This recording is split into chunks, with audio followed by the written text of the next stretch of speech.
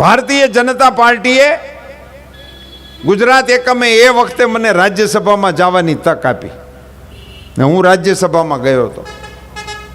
સાહેબ, આટલે સામે મનમોહનસિંહજી બેહતા રાજ્યસભામાં, વડાપ્રધાન હતા, એ પણ રાજ્યસભાના સભ્ય હતા. સાહેબ, હું ચીસો પાડીને પરવાનગી આપો એવી માગણી કરું. બહુ રાયડું પાડું મારું માઇક બંધ કરી દે.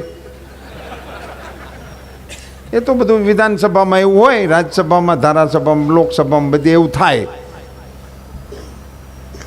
મારે આજે વિજાપુરની સભામાં હું જ્યારે રમણલાલને મત આપો એમ કહેવા માટે આવ્યો છું, ત્યારે મારે ગર્વ સાથે કહેવું છે સાહેબ, મારું માઇક બંધ કરી દીધું હોય ને તો બંધ માઇકે એના કાનની ધાક પડી જાય ને એવી ચીસો મેં રાજ્યસભામાં પાડી છે. હું આટલી બધી ચીસો પાડું તો એ મારી સામે ખીજાય નહીં. દાંત નો કાઢે તો હું સમજી શકું, મારી સામે કંઈ દાંત કાઢવા જેવું હોય નહીં. આપણો કંઈ ફેસ એવો નથી કે સામાવાળાને હસવું આવે, પણ ખીજાય તો હકે ને.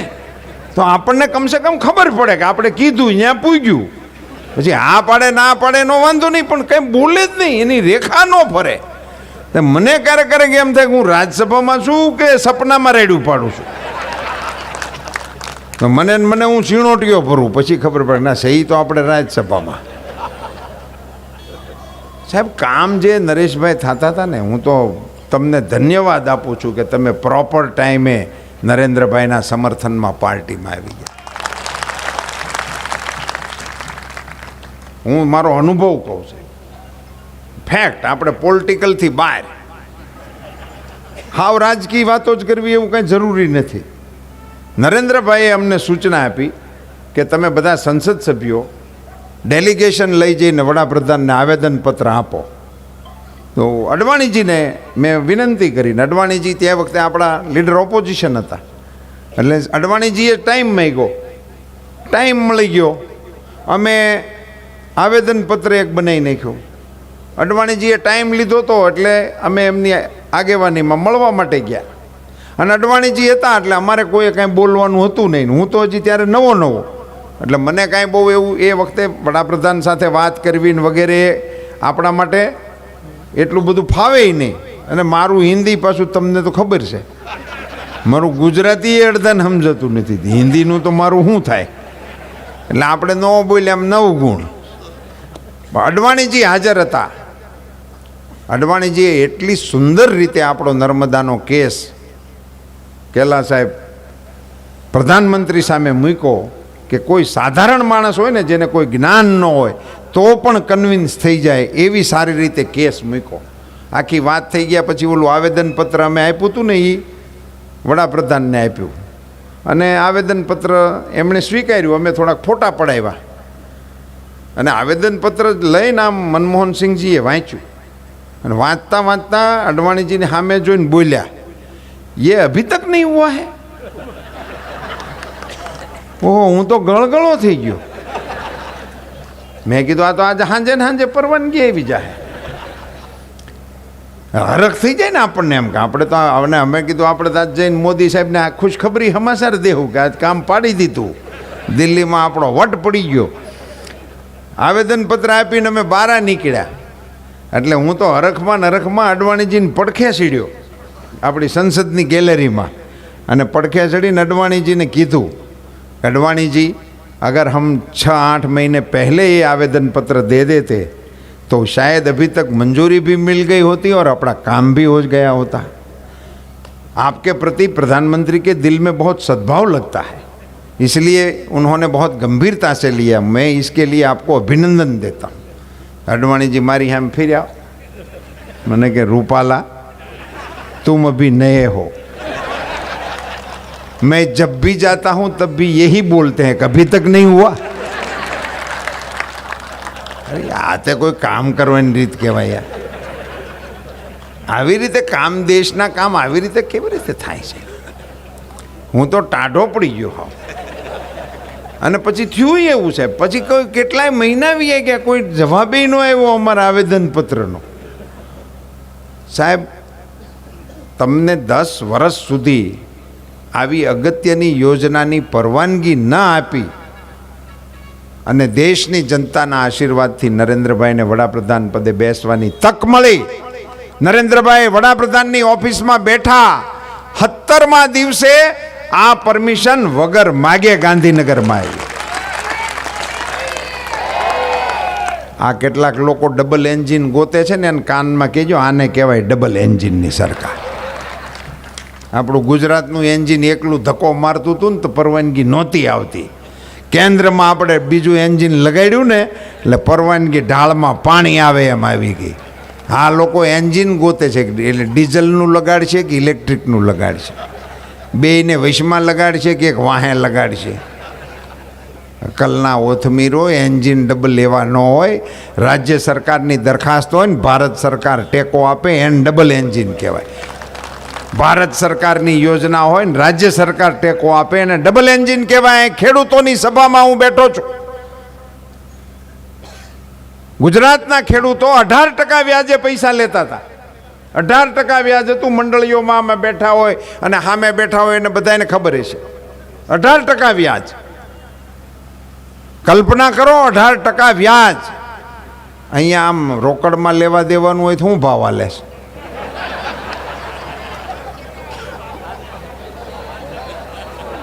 ચાર 5% એટલે 60% થયા. આ જે 5 કરે ને મહિના આ માતાજીઓ તો 10નું કે છે. ખમા એનો અર્થ એ થાય કે જેવો લેવા વાળો ને જેવી ગરજ. શું વાત છે સાહેબ!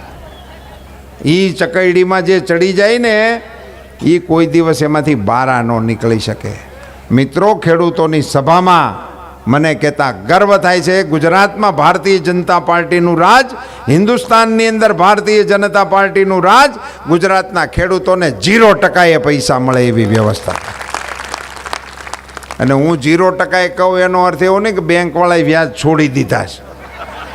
તમને પાછું એમ થાય કે બેંકવાળા હવે નહીં લેતા હોય, એમાં આપણે શું? એવું નથી. બેંક તો 7% લે જ છે.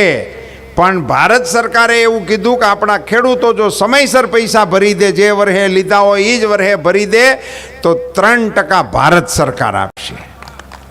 ભારત સરકારે 3%ની જાહેરાત કરી તો ગુજરાતની સરકારે એવું કીધું કે ભારતની સરકાર અમારા રાજ્યના ખેડૂતોના 3% ભરતી હશે તો અમે 4% ભરી દેવું. ભારત સરકાર 3% ભરે અને રાજ્યની સરકાર 4% ભરે, એને કહેવાય ડબલ એન્જિનની સરકાર. મારે દાખલો આપવો છે સાહેબ. પ્રધાનમંત્રી કિસાન સન્માન નિધિની ઘોષણા નરેન્દ્રભાઈ મોદીએ કરી. હું કૃષિ મંત્રી હતો અને દેશના ખેડૂતોના ખાતામાં 6,000 રૂપિયા અમે જમા કરાવવાનું શરૂ કર્યું. પશ્ચિમ બંગાળની સરકારે સાહેબ 5 વર્ષ સુધી અમને ખેડૂતના નામ જ ન મોકલ્યા. એક ખેડૂતનું નામ ના મોકલ્યું. 5 વર્ષ સુધી બંગાળના ખેડૂતોના ખાતામાં મોદી સાહેબે સૂચવેલી રકમ જઈ ન શકી. આને કહેવાય કવા. હા, એ સિંગલ એન્જિન વાળું, ઊંધા પાટા વાળું. ભારત સરકારનો લાભ છે એ પણ એના લોકો ના આપવા દે કે આ મોદીની યોજના છે એટલા માટે. બોલો, હવે 108નું નામ કાંઈ મેં પાડ્યું તું મોદી ગાડી. લોકો એને મોદી ગાડી કે એમાં આપણે શું કરી? તો એનો વિરોધ કરે. એની માગણી આપણે નહોતી કરી. કોઈએ માગણી કરી હતી 108ની? આપણને ખબર જ નહોતી કે આવું કંઈ ફોન કરીને ગાડી આવે. અમેરિકાથી વિદેશથી જે મહેમાનો આવ્યા હોય ને એ આવી વાતો કરતા કે અમારે મહેમાનની ગાડી બહાર ત્રાહી પડી રહી હતી ને તે પડખાવાળાએ ફોન કર્યો, પોલીસ આવીને લઈ ગઈ. એ ન્યા એવું હાલતું, ફોન કરે તો ગાડી આવે. આપણે ત્યાં ફોન કરી લેણાવાળાનો સામે નંબર લાગી જાય કે હું તને કીધું ન ગોતતો હતો, ક્યાંય ગયો હતો. ગાડી ના આવે. 108 આપણને નરેન્દ્રભાઈ મોદીએ આપી, માગી નહોતી. 24 કલાક વીજળી આપણને નરેન્દ્રભાઈ આપી, આપણે માગી નહોતી. હું તો 90થી ચૂંટણીમાં લડ્યો હતો ને 91માં પહેલી વખત વિધાનસભામાં આવ્યો હતો. ગામડાઓમાં સભા કરવા જવાનું. મારે ગામડામાં હું તો ટિફિન બેઠક કરતો, પ્રશ્નો સામેથી મગાવતો.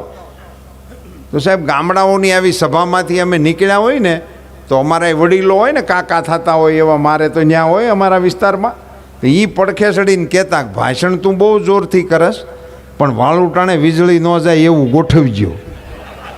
વાલુટાણા પૂરતી જ માગણી હતી, રાત્રે વીજળી ન જાય એટલા પૂરતી જ, કારણ કે મહેમાન આવ્યા હોય, ફાનસ હોય નહીં, વાઈટું કરેલી ન હોય ને પછી હાહુ હોવમાં જે બગડાટી બોલે એટલે મહેમાનની હાજરીમાં માથાકૂટ થતી હતી.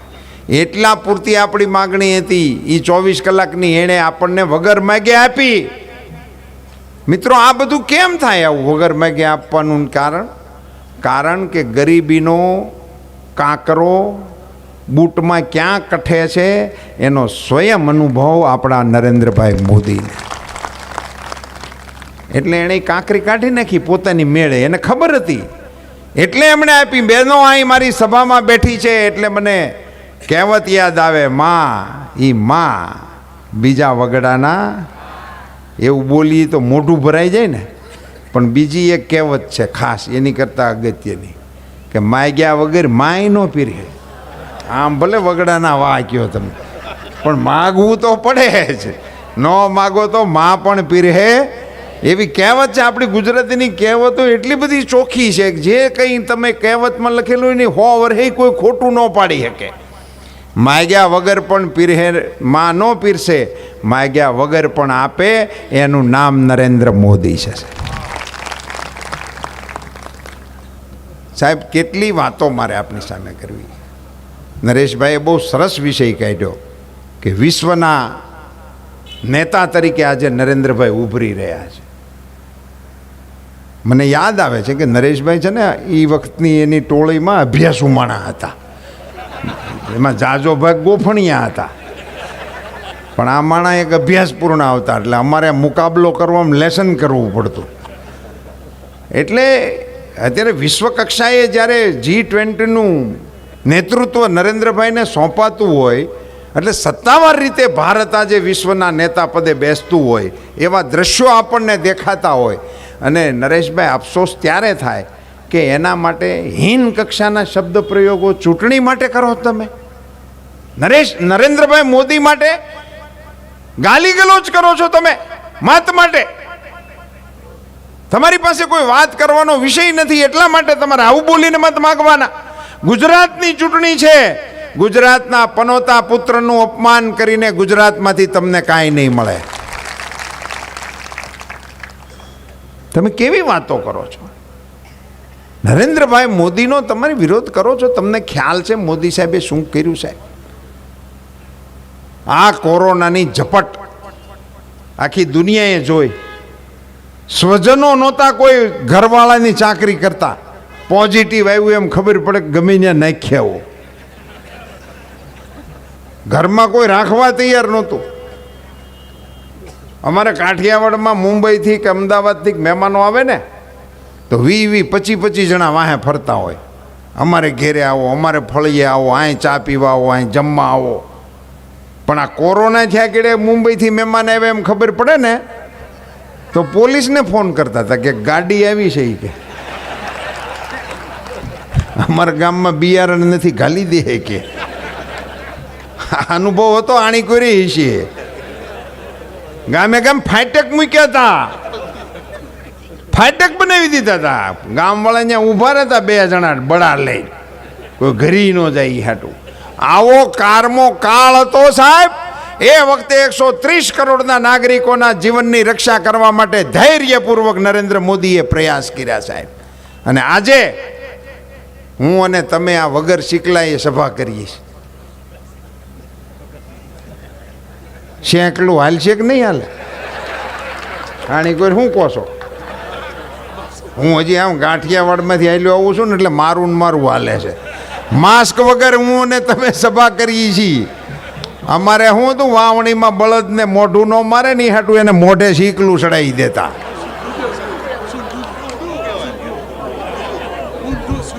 સૂઢું, હા સૂઢું. હવે હમણાં ઈ ચડાવાય, હું 5મી તારીખે સૂઢું ચડાવી દે. અટાણે આપણે આ સૂઢું ચડાવ્યા વગરની સભા કરીએ છીએ. ચીનની અંદર અત્યારે લોકડાઉન છે.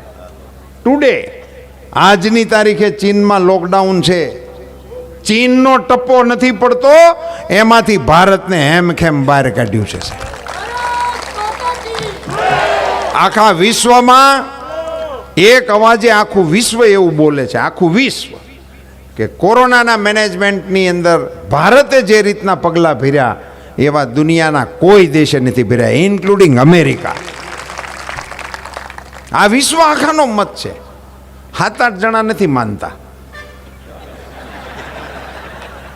એટલે પછી ધનભાઈ મેં પડતું મેલ્યું કે 7-8 ન માને એની કાંટીમાં આપણે ન પડવું. આખી દુનિયા માને છે. અને સાહેબ, એ કોરોનાના કાળમાં નાના નાના દેશના નાગરિકોના બચાવવા માટે દેશના વડાઓ આપણા મોદી સાહેબને એવું કહેતા હતા કે સાહેબ, અમારા દેશનું સામે જુઓ, કોઈ મહાસત્તા અમને મદદ નથી કરતું, અમારા નાગરિકોય મરે છે. અને કોઈ એને કોઈ મદદ કરતું નહોતું સાહેબ. આપણા મોદી સાહેબે એમને મદદ કરવા માટેની હા પાડી. કારણ કે આપણા મોદી સાહેબ માત્ર વડાપ્રધાન ભારતના છે એવું નહીં, પણ ભારતીય સંસ્કૃતિના પ્રતિનિધિ છે. વસુધૈવ કુટુંબકમ, વિશ્વ આપણું કુટુંબ છે. આપણે નાનપણથી આપણી સંસ્કૃતિમાં આપણે સંસ્કારો આપીએ છીએ કે સૂરજ તારો દાદો છે અને ચાંદો તારો મામો છે. આખી દુનિયા આપણો પરિવાર છે અને અડધામાંથી અડધું અમે તમને આપશું. સાહેબ, કેવી કટોકટીની અંદરથી દુનિયા પસાર થતી હતી. મોદી સાહેબે હાથો પાડી, પછી દવા લઈ હેમાં જાય. લોકડાઉન, આપણને ત્યારે લોકડાઉન પહેલું વહેલું લાગ્યું હતી, ખબર નહોતી. મારી જેવાને તેમ કે હવે નવરાશ, ડાયરા કરશું ને હું એનું કરશું. પછી ખબર પડી કે ખડકી જ નથી ખોલવાની, તઈ હલવાણા. આમાં તો ક્યાંય જવાય એવું નથી. ભારે કફર હતી. લેવા જ કેમ આવે? મોદી સાહેબે હા પાડી, દવા આપશું તમને, પણ લઈ હેમાં જાય? વિમાન સેવા નંબળે, વાહન સેવા નંબળે, રેલ નંબળે. નાના દેશના લોકોએ કીધું સાહેબ તમે અમને હા પાડો, પણ અમારીથી ન અવાય, અમારી પાસે કોઈ સાધનો નથી. વિશ્વના નાગરિકોને મરતા બચાવવા માટે આપણા પ્રધાનમંત્રીશ્રીની અપીલને માન આપીને, માથે કફન બાંધીને આપણા એર ઇન્ડિયાના પાયલોટોએ દવા પહોંચાડી છે. એક વખત એર ઇન્ડિયાના પાયલોટો માટે જબરજસ્ત તાળીઓ થવી જોઈએ.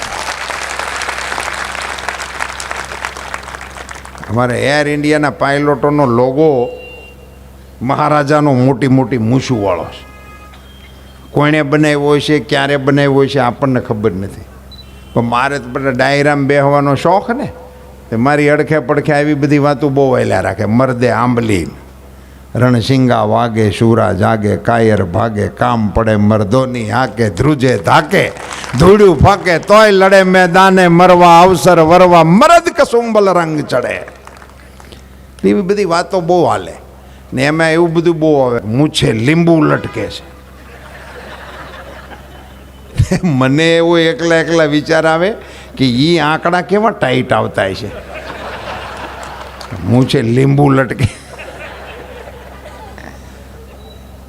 પણ જ્યારે આપણા એર ઇન્ડિયાના પાયલોટોએ 100 દેશની અંદર દવા પુગાડી અને વિશ્વના દેશોની અંદર વસતા આપણા પરિવારોને ભારતના એના પરિવારોની હારે ભેગા કરી દીધા ને, તેથી એર ઇન્ડિયાના લોગોની જે મૂછું છે ને, એ મૂછું એ લીંબુ લટક્યા કહેવાય. સાહેબ, આવો વટ જે દેશના નેતાનો પડતો હોય, સાહેબ આને ભારતનો વટ કહેવાય કે ન કહેવાય? ઓલી બાજુવાળા ન બોલ્યા, વટ કહેવાય. તો હું અહીંયા લાંબી કથા કરવા નથી આવ્યો, ખાલી એટલું કહેવા જ આવ્યો છું કે વટવાળાની ભેળું રહેવાય.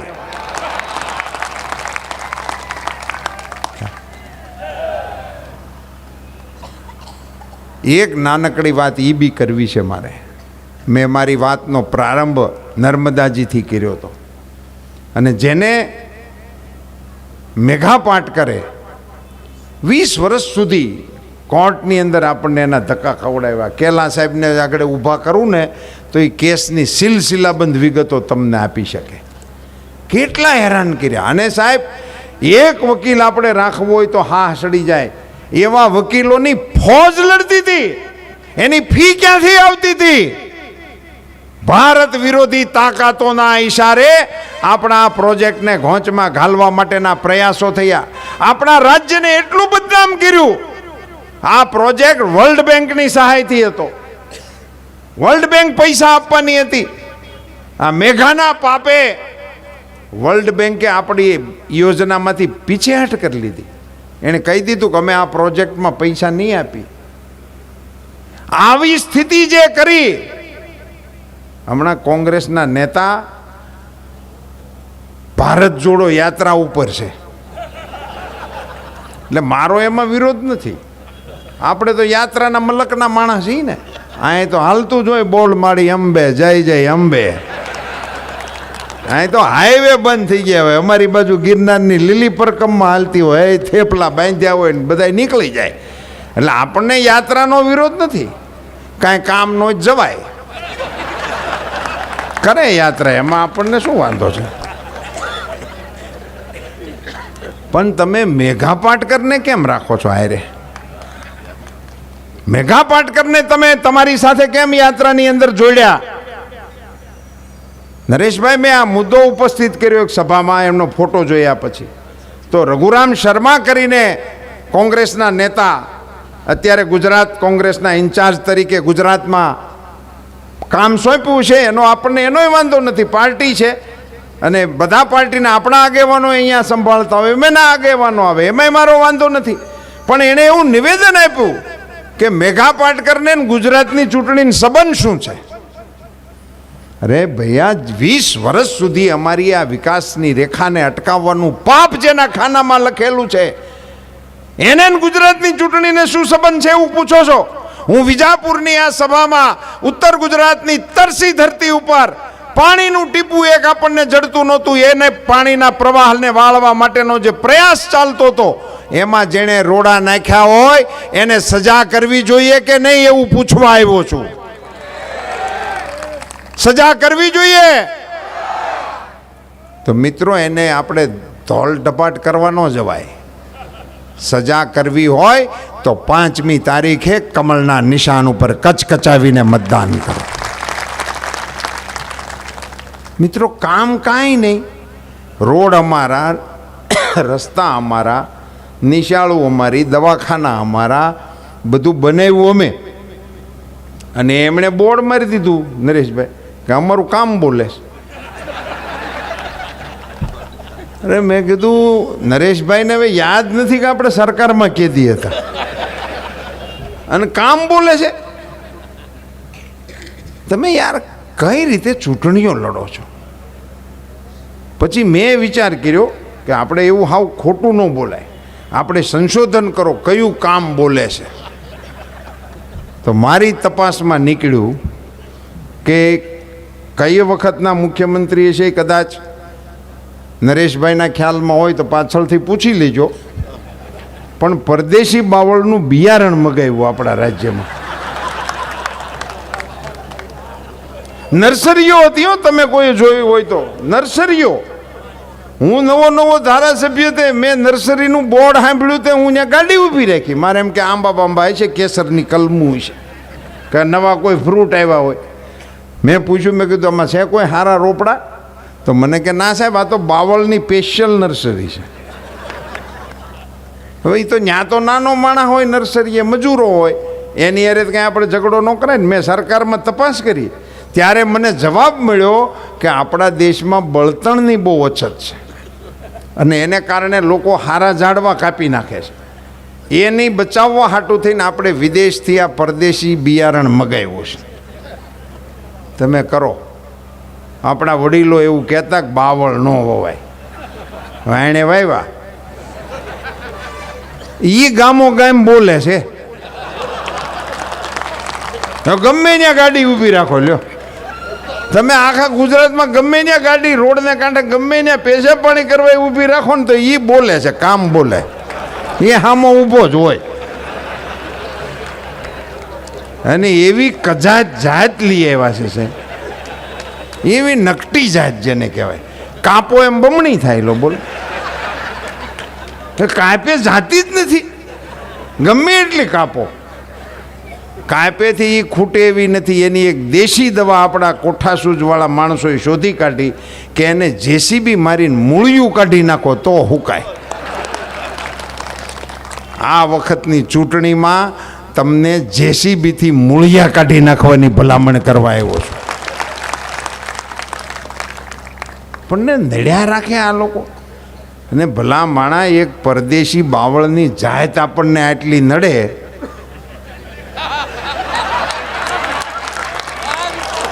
તમારી સમજણને ધન્યવાદ છે. આપણે કઈ કીધું નથી હો ભાઈ, આપણે કઈ બોલ્યા નથી, આપણે મેં કઈ કીધું નથી.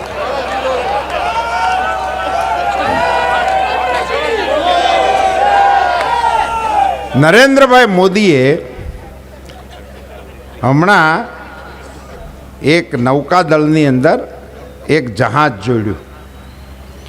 કોઈ જહાજ નૌકાદળની અંદર આવે ને એ કાંઈ બહુ નવા સમાચાર ન કહેવાય. કોઈ બસ રિટાયર થતી હોય નવી બસ આવે, જહાજ રિટાયર થતું હોય નવું જહાજ આવે.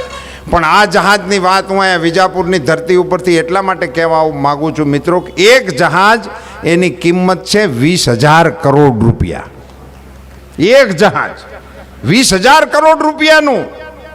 અને 20,000 કરોડનું જહાજ હોય 100% મેડ ઇન ઇન્ડિયા.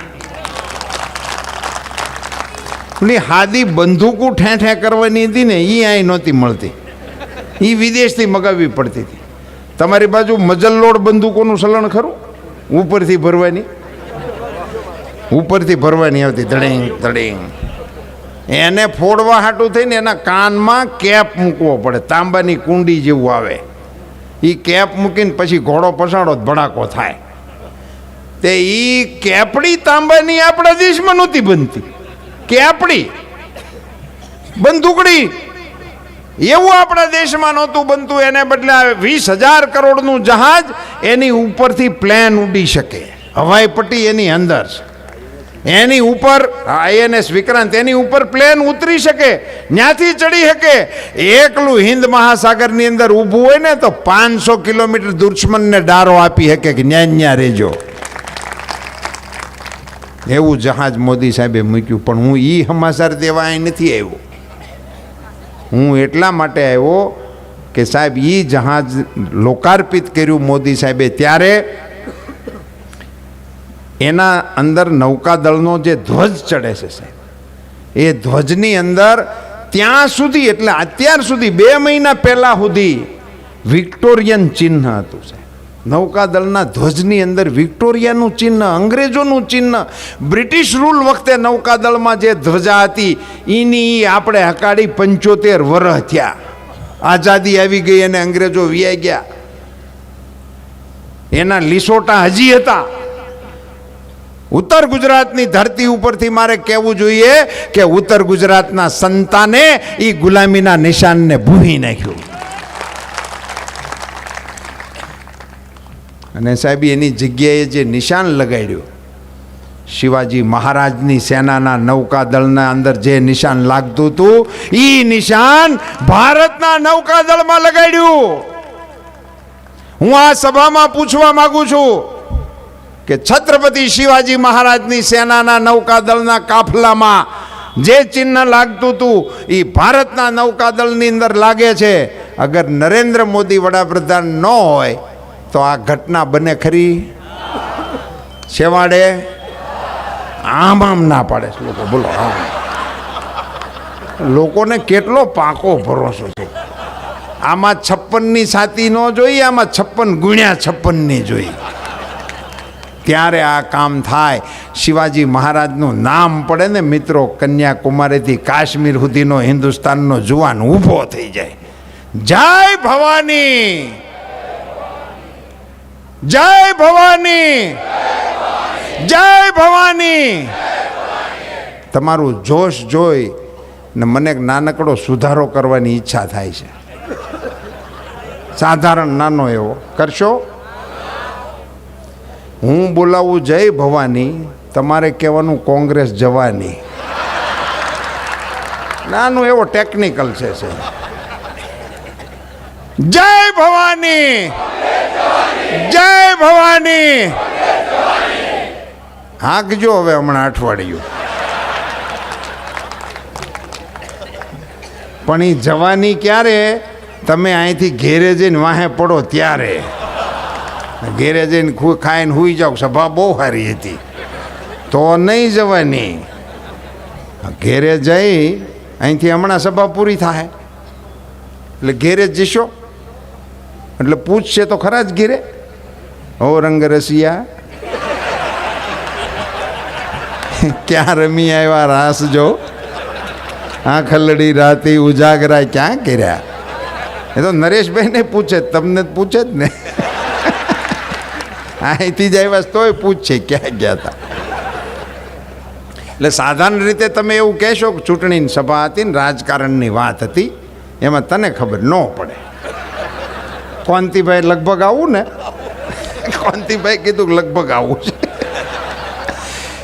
આજનો દી તમે એવું ન કહેતા, એટલે તમે વખો પડાવવા હું નથી આવ્યો. તમારે જે પાણીએ સડતું હોય ને એ જ પાણીએ સોડવજો. આપણે કાંઈ ચૂંટણી હાટું થઈને ઘરમાં ડખો કરાવવા હું નથી આવ્યો. પણ મારી વિનંતી છે, તમે આજે ઘેરે જાઓ ને તો મારા વતી એટલું કહેજો કે ભાઈ આપણા રમણભાઈ આવ્યા હતા, એણે આપણી પાસે મત માટે અપીલ કરી.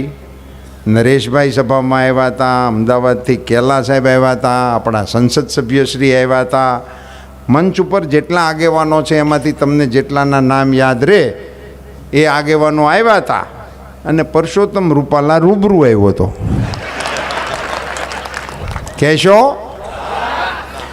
અને કહેજો કે એમણે કીધું છે કે 5મી તારીખે દી ઉગ્યામાં તારે ને મારે હાથમાં હાથ નાખીને મત દેવા જવાનું છે. કહેશો? આ જુવાનડા જોરથી આ પાડે, સગવડ નથી. ભાઈ એને નથી કીધું કે 1 તારીખે મારે માય ફોન ન આવે, મને એવું ન કરતા ભાઈ. હા, જે બાકી છે ને એનું લિસ્ટ બનાવી દેજો, હું અહીં કહેતો જાય નરેશભાઈને ને બધા આગેવાનો ભેગા થઈને કાહટી કરશે એટલે નેક્સ્ટ સિઝનમાં આવી જાય વારો એવો. મિત્રો, આમાંથી મેં જેટલી વાત તમને કરી એમાંથી 2-3 વાત પણ તમને જો યાદ રહે ને મિત્રો, તો ઓછામાં ઓછા 10 જણાને મારી વિનંતી છે કે તમે કહેજો. 10 જણાને કહેજો. કહેશો? મિત્રો, આપ સૌનો ખૂબ ખૂબ આભાર. ભારત માતા કી, ભારત માતા કી, ભારત માતા કી. ધન્યવાદ.